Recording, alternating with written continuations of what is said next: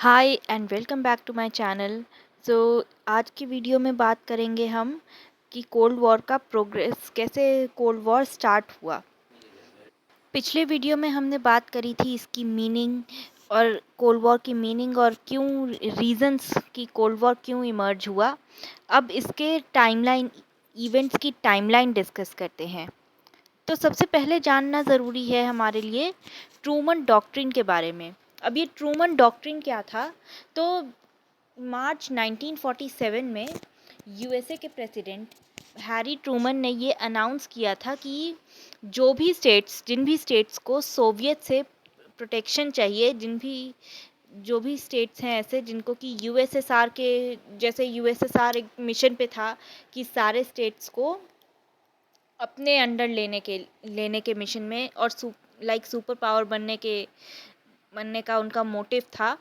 तो उससे बचने के लिए स्टेट्स यूएसए की हेल्प ले सकते हैं।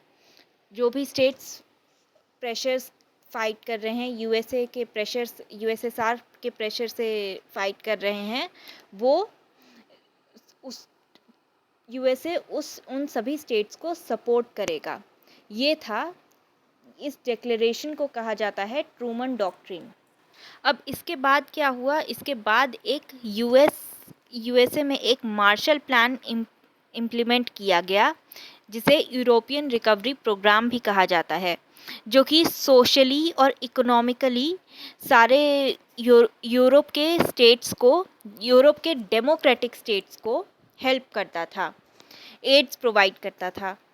एंड द मोटिव वाज उन सभी यूरोपियन स्टेट्स को उस सोवियत इन्फ्लुएंस से दूर रखना। तो मार्शल प्लान सारे फ्री स्टेट्स को दिया जाता था, जो भी यूरोप के वेस्टर्न यूरोप के डेमोक्रेटिक स्टेट्स हैं। बट सोशलिस्ट स्टेट्स को नहीं दिया गया था, सोशलिस्ट स्टेट्स को इंक्लूड नहीं किया गया था इसमें, जैसे पोलैंड, चेकोस्लोवाकिया जैसे स्टेट्स को इंक्लूड नहीं किया गया था। अब ये सारे जो मूव्स थे, इसमें इसकी वजह से क्या हुआ कि यूएसए और यूएसएसआर के थिंकिंग में एक बड़ा चेंज आया, काफ़ी बड़ा, मतलब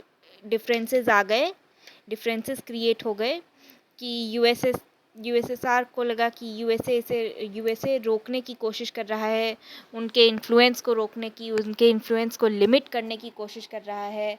यूएसए फेल्ट कि यूएसएसआर अपनी पावर एजर्ट करना चाहता है, सुपर पावर बनने, लाइक एक पूरे वर्ल्ड पे सिर्फ और सिर्फ अपना कंट्रोल इस्टेब्लिश करना चाहता है USSR. So that was the reason, one of the reasons कि कोल्ड वॉर का वन पहला इवेंट था ये।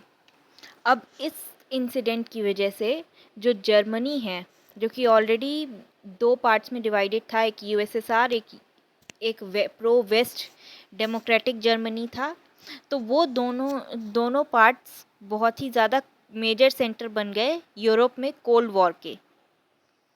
So this was about Truman doctrine, जो कि आया 1947 में।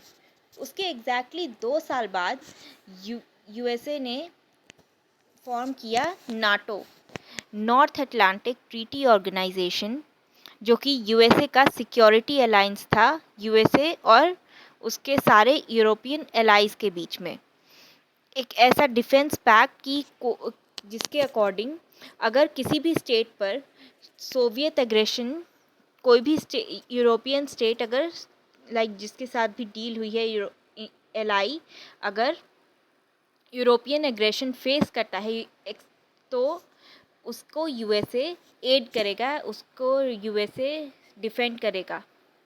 एंड ये बात भी आप लोग जान लीजिए कि नाटो जो है वो 12 कंट्रीज़ ने मिलकर फॉर्म किया था, including of course USA, Canada, Italy, Luxembourg etcetera. तो नेक्स्ट इवेंट जो है हमारा 1949 में ही है, चाइना से रिलेटेड है। तो 1949 में चाइना में भी एक मेजर चेंज देखने को मिला था।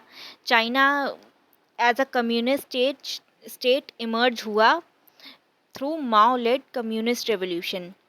अब चाइना और यूएसएसआर के बीच एक सिक्योरिटी अलायंस साइन हुआ which gave a boost to Soviet influence. अब ये सोवियत इन्फ्लुएंस के लिए बहुत बड़ा अचीवमेंट था, काफ़ी बड़ा, मतलब इस मर्ज के बाद, इस अलायंस के बाद सोवियत इन्फ्लुएंस पे बहुत बड़ा इम्पैक्ट पड़ा। अब यूएसए ने इसे कैसे काउंटर किया? By entering into a bilateral security pact with Formosa China, जिसे ताइवान कहते हैं, ताइवान बेसिकली। तो उसके साथ करा यूएसए ने एक सिक्योरिटी पैक्ट साइन करा।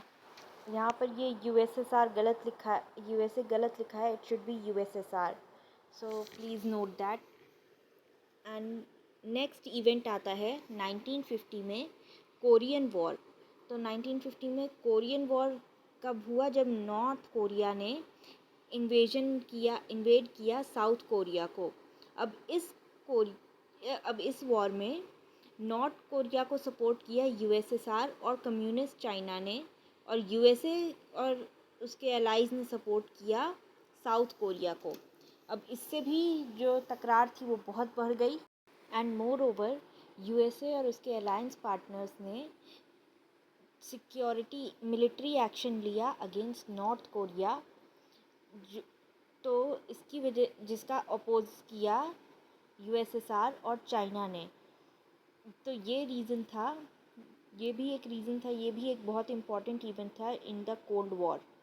अब 1953 में क्या हुआ? यूएसए ने SEATO, South East Asia Treaty Organisation form करी, जिसमें कोशिश करी गई to stop the spread of communism in Asia के लिए ये था। नाउ इस सिक्योरिटी अलायंस को काउंटर करने के लिए USSR came up with Warsaw pact. In 1955 USSR ने वॉर्सो पैक्ट साइन किया along with all the communist countries. अब नाटो वर्सेस वॉर्सो पैक्ट के बीच डिफरेंसेस की वजह से काफ़ी अग्रेसिव हो गया था कोल्ड वॉर, काफ़ी एग्रेसिव पॉइंट पे पहुंच गया था। एंड इन अर्ली 1960s तो एक हॉट वॉर में कन्वर्ट होने वाला था। Now that's it for today's video. अगली वीडियो में हम डिस्कस करेंगे Cuban missile crisis, which was a major turning point in the cold war.